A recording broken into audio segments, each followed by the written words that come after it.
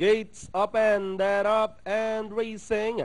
Moving up is Happy Morning Haywire running by the rail. Is sneaking in between runners is Sir Barbaro running by the rail is Showmaster. As they head towards the last 800, we have Haywire now in command, followed by Happy Morning. Sir Barbaro is racing in third. Moving up party outside is Euromax, then followed by entry number 6, Leon Face. Moving a party outside is entry number 8, Cat May by the rail is King Patrick.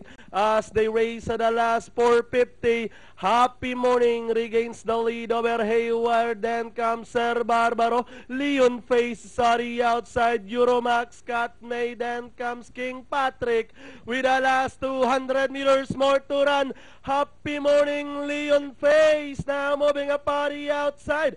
But Happy Morning this time by about 3 lengths. And finally, Happy Morning, Leon Face, Cat May, Euromax. Then comes Sir Barbaro, Haywire, Showmaster, Suab, Tiger, and number 2, Showmaster.